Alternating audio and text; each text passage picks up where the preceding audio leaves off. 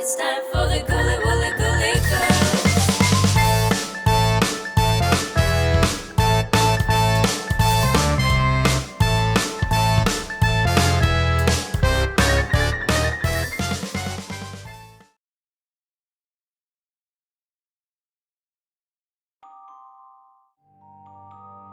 The story of Zona Heaster Shue, aka the Greenbrier Ghost, is an intriguing true crime story of the supernatural. The death was initially ruled as being due to natural causes, but the spirit of the murder victim appears to her mother and tells her what really happened the day she died and who killed her.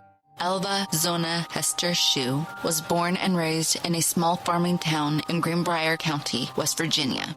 She was the middle of 5 children and the only daughter of Jacob and Mary Jane Heaster. The family home was in a secluded area miles away from the main part of town. Not much is known about Zona's early life, except that she was a good daughter and was especially close with her mother. Like many women at the time, getting married and raising a family were the main goals in life. In her early 20s, Zona thought she found that in a man named George Wildridge. As a result of a one-night rendezvous, Zona became pregnant and gave birth to a child in wedlock. George Wildridge was said to be an unskilled laborer who loved his liquor. He refused to take on the responsibility of supporting a wife and child, and he even went as far as to deny that the baby was his. What happened to the baby after the birth isn't exactly known. All we know is back then, in a scandal like that could seriously ruin a woman's reputation. The most likely scenario is that the baby was put up for adoption.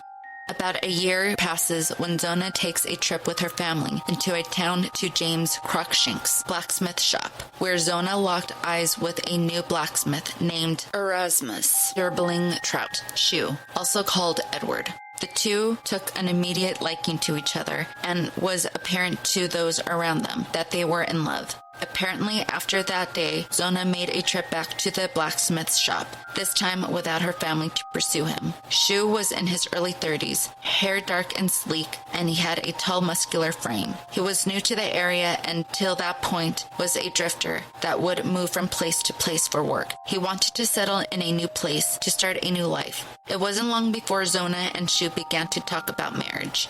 However, Zona's mother disapproved of the courtship and was always very outspoken in her dislike and distrust in Shue. She had seen her daughter hurt before and didn't want history to repeat itself. And to Mrs. Heaster, there was something about this man that was so eerie it made her feel uneasy. But despite her mother's objections, Zona married Shue in October 1896, just a few months after they first met. The newlyweds moved into a small 2-story house located on the opposite side of the county where Zona's family home was. The couple befriended their new neighbors, Martha Jones, who went by Aunt Martha, and her 11-year-old son, Anderson, who went by Andy. Andy proved to be very handy and would often help the couple with chores around the house and with other errands. All seemed well, and Zona was enjoying married life. But in January, just 3 months after being married, Zona fell ill. She received medical treatments from Dr. George M. Knapp. Some reports indicate that her illness was due to her being pregnant again. Shue proved to be a devoted husband during her illness and made sure she was well cared for.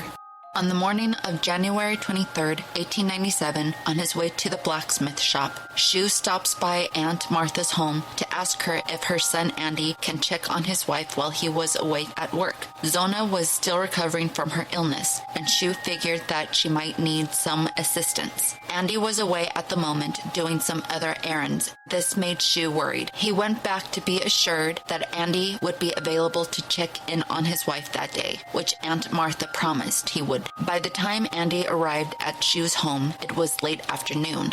The following is how Andy would describe the events of that day in a 1910 interview.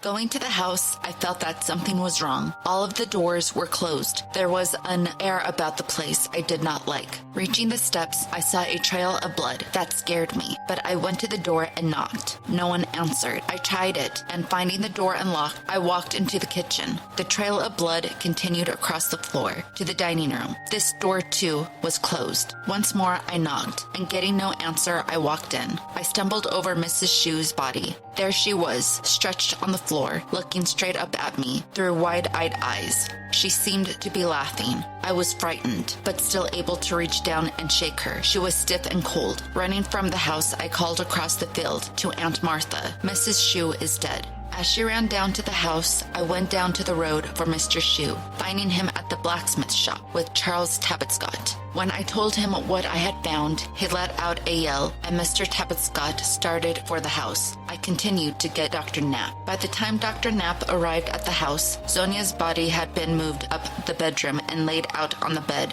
She was holding her head in his arms, hysterically crying for her to come back. He had washed her up and dressed her in an old-fashioned dress with a stiff high collar as well as a scarf he wrapped around her neck. He claimed that the scarf was her favorite and that she would want to have it. As Dr. Knapp examined the body, Shue continued cradling his wife's head in his arms, unable to stop himself from sobbing. Dr. Knapp was sympathetic to the grieving husband, seeing firsthand how concerned he was for his wife's health. Just a couple of weeks prior, Dr. Knapp concluded it to be an everlasting faint. Her heart had failed. He would later change her cause of death as being due to childbirth. Riders were sent to deliver the sad news to Mr. and Mrs. Heaster of Zona's death. Stunned by the news, Mrs. Heaster was at a loss for words. The first thing she said when she was able to compose herself was, "The devil has killed my daughter." The wake was held all day, the following day at the Heaster family home, with mourners coming and going to pay their respect to the family. Shue kept guard of Zona's body, the whole time never allowing visitors to view her too closely, not even Zona's parents. He propped the corpse's head in an upward position by placing a pillow under one side of her head and folded a sheet under the other side, explaining that this was to keep her comfortable. Visitors overlooked Shue's odd behavior and reasoned that his overbearing manner was a coping mechanism. Zona was laid to rest the following day in the graveyard of the Seoul Methodist Church. As her body was moved to be buried, the mourners at the attendance noticed the unnatural way the corpse's head jumbled from side to side. It almost looked as if her head was loose. This sparked suspicion amongst many that perhaps Zona's death wasn't due to natural causes after all. As a keepsake, Zona's mother had removed the piece of fabric that she placed under Zonia's head during the wake, thinking that he might want to keep it instead, which he didn't. To remove the odor emanating from this piece of fabric, Mrs. Heaster washed it by hand and was astonished to find that the water was turned a bloody red and the fabric was now stained pink. No matter how much she tried to scrub out the pink stain, it wouldn't wash out. To Mrs. Heaster, this was a sign that her suspicions of her daughter's death was correct. For weeks, Mrs. Heaster prayed fervently for her daughter to come and tell her what happened the day of her death. One night, Mrs. Hester's prayers were finally answered. She had been awakened from her slumber by a bright light that filled up her bedroom. When she sat up, there stood at the front of her bed the apparition of her deceased daughter, Zona.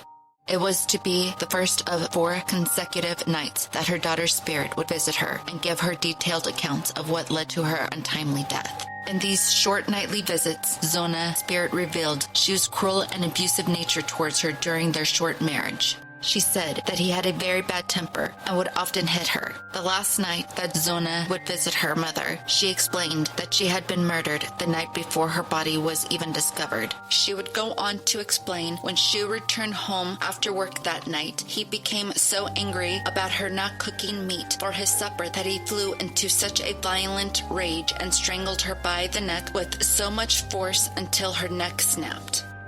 Zona's spirit turned her head around 180 degrees to show her mother that what she says is true. This is said to be the last time Mrs. Heaster would see her daughter.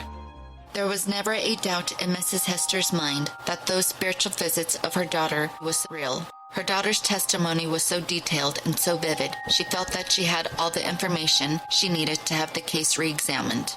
Mrs. Heaster went to a local prosecutor, John Alfred Preston, and told him about these visits from her daughter's ghost and details of her murder. She pled with him to reopen the case and re-examine the body, and he will find that what she is saying is true. By this point, the story of Zona's ghost visiting her mother had already spread like wildfire, so Preston wasn't too surprised when Mrs. Heaster went to him. There were also rumors circulating amongst the townspeople. Most of them believed that Zona had been murdered. Preston didn't want to make any promises to reopen the case, but he did assure Mrs. Heaster that he would speak to Dr. Knapp. When Preston met with Dr. Knapp, he admitted that he didn't perform a complete examination of the body. For that reason alone, Preston ordered for Zonia's body to be exhumed, a complete and thorough examination. The autopsy was performed in February 1897 at the local schoolhouse, with 15 jurors present as witnesses. Shue was ordered to be there as well, but he hardly stood by quietly. The autopsy took 3 hours to perform, and Shue grew more and more anxious. As they got closer to examining the head, he started stating, "I know they're going to arrest me."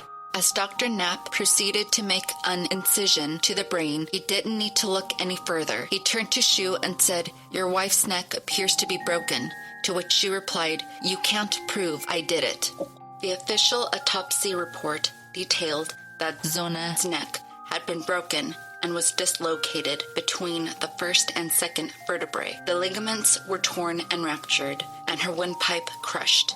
There were finger marks on her throat, indicating that the choking had been the cause of these injuries, just like Zona's spirit said. Shue was immediately arrested and held at the Lewisburg County Jail until the trial began. During his wait in jail, Shue seemed rather confident that there wasn't enough evidence against him and that the stories of Zonia's ghost certainly weren't going to hold up in court.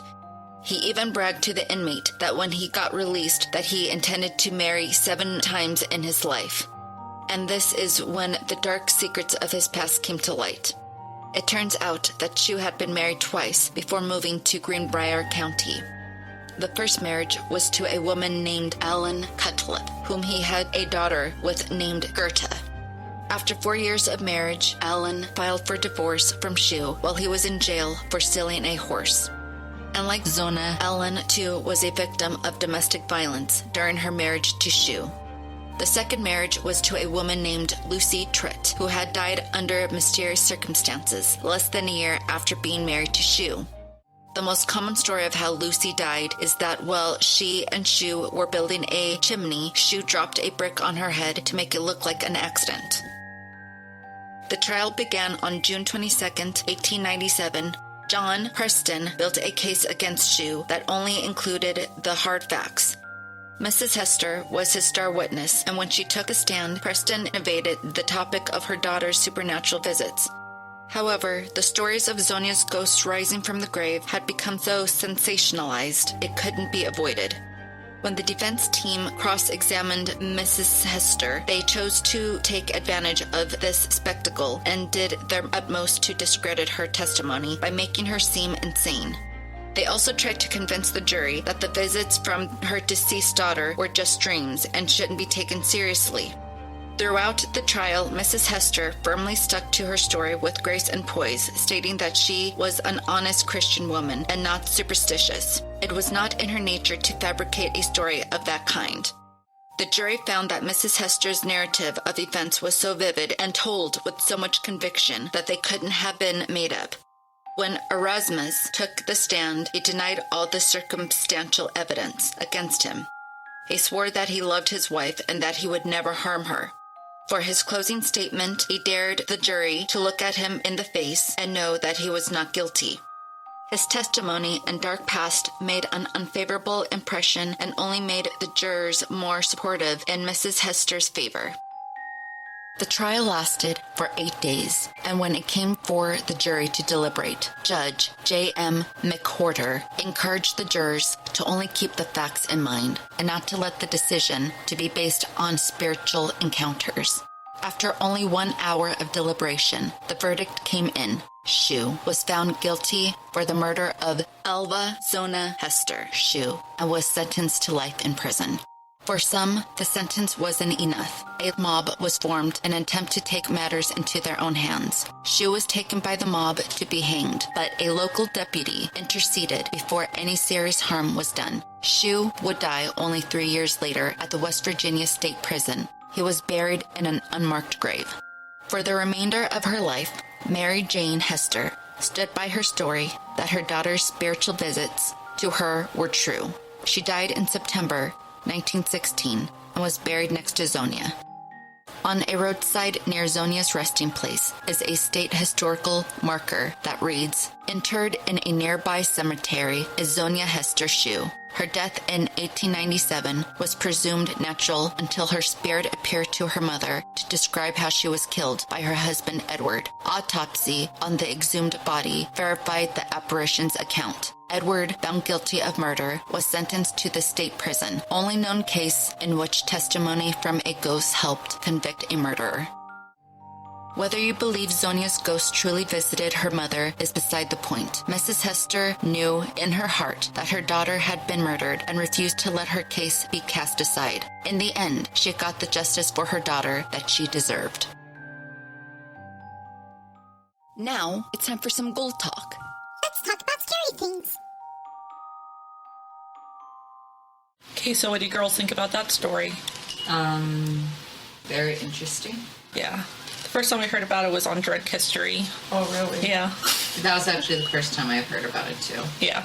Oh, I'm going to want to watch that episode. Yeah, I didn't want to watch it while we were putting this episode together because it would be too distracting. It's very interesting because there's a lot of different interesting aspects to it, as far as beginning to end. I mean, when you hear that the husband's a drifter, that's red flag number one. Yeah. To me, as soon as I heard that part of it, before then he was known as a drifter. So, how much more is there about him that no one really knows? Because drifters, they drift because they have things to hide or they're running away from something. So there could be even more about him that she didn't know and that people today still don't know because he could be going under different names. But to me, as soon as I heard the word drifter, I was like, okay, red flag.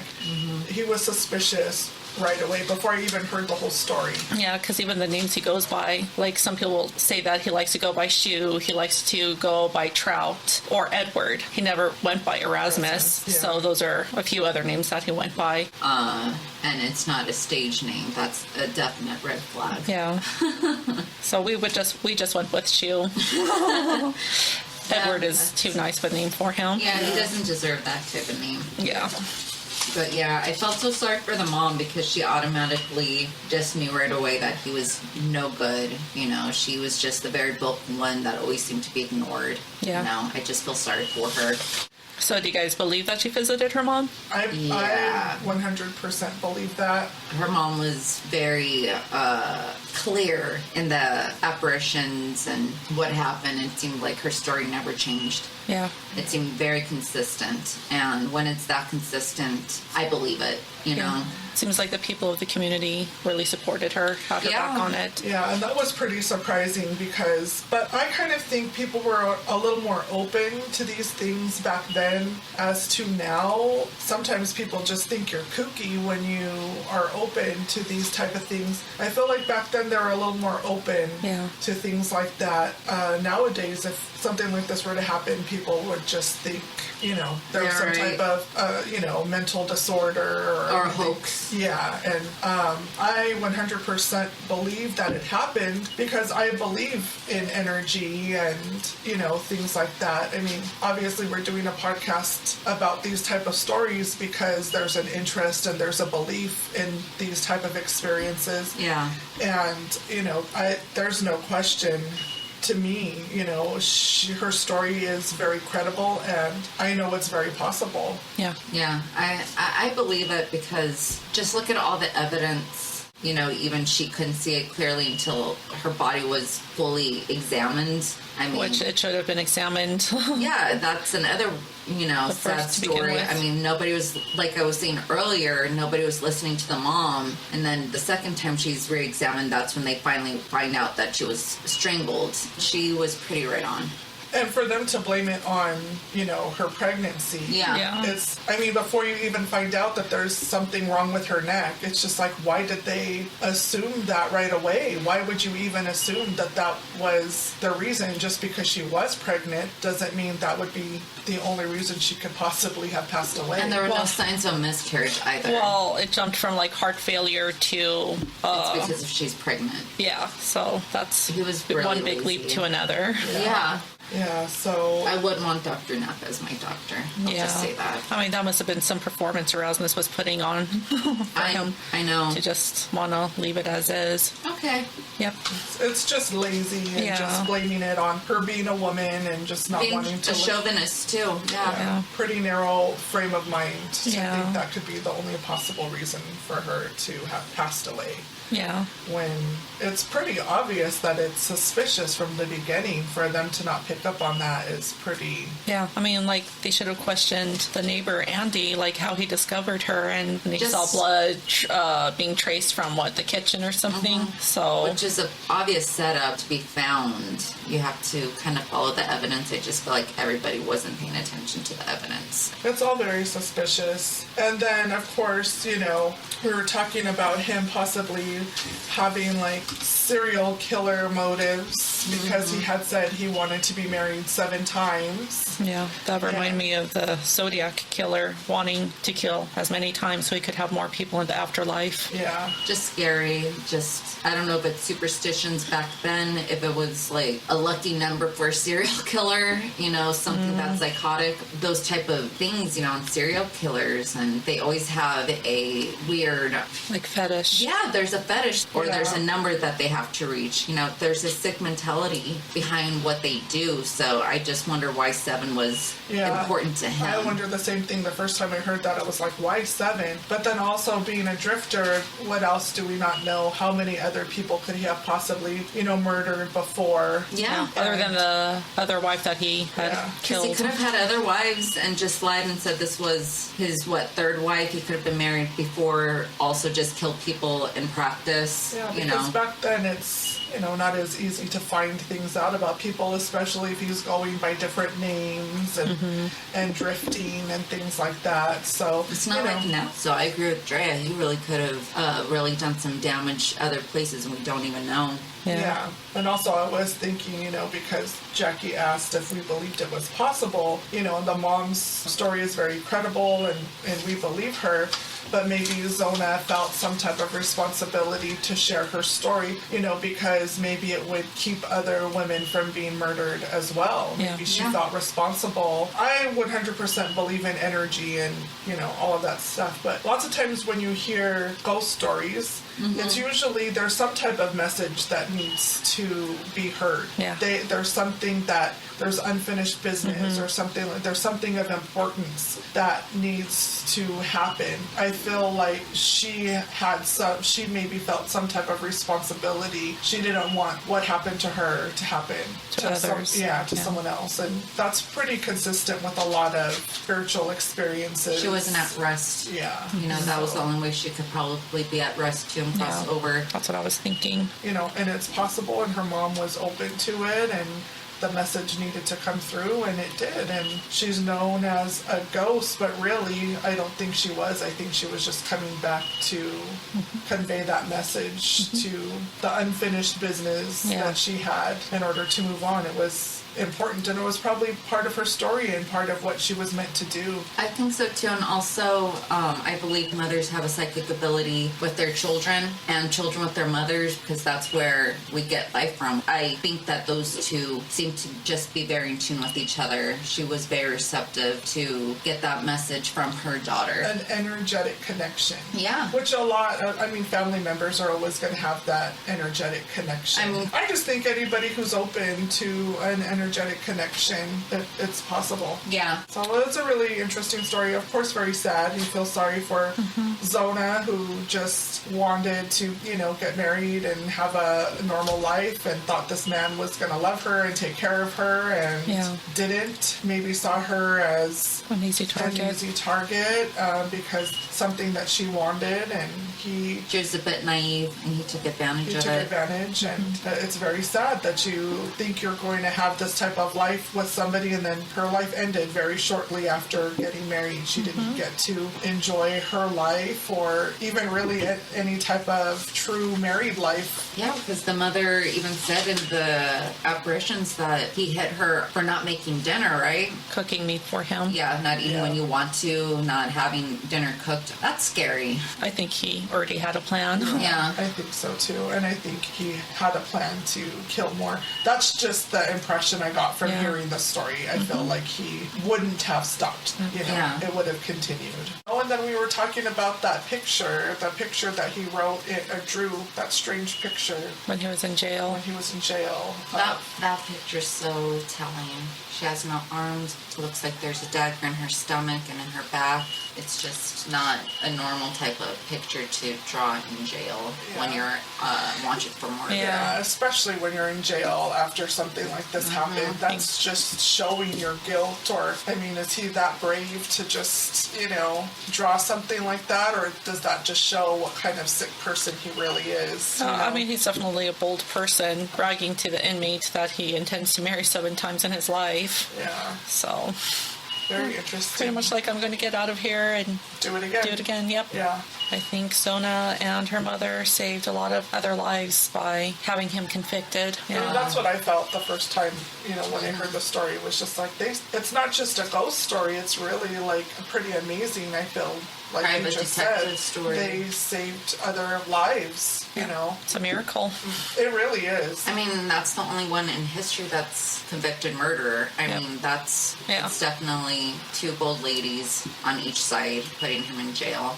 Yeah, so at least it had a happy ending in that where justice was served. Yeah. And she helped to the crime and put her murderer in jail and save other lives. You know, so it's a pretty amazing story when you really think about it. When you really sit there and think of all the details of the story, it's more than an entertaining ghost story. Yeah. There's a lot more to it when you really dig deep into it. I just think people just, you know, might come across a story and think, oh, that's an interesting ghost story.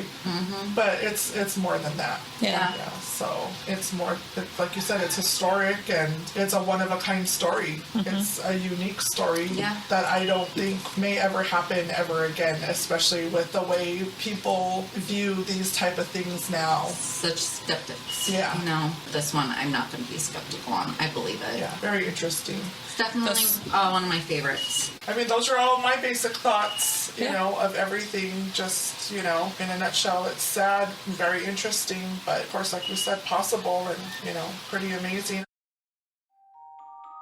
Thanks for watching. Be sure to subscribe and hit that notification bell if you don't want to miss out on any of our latest Ghoulie Tales.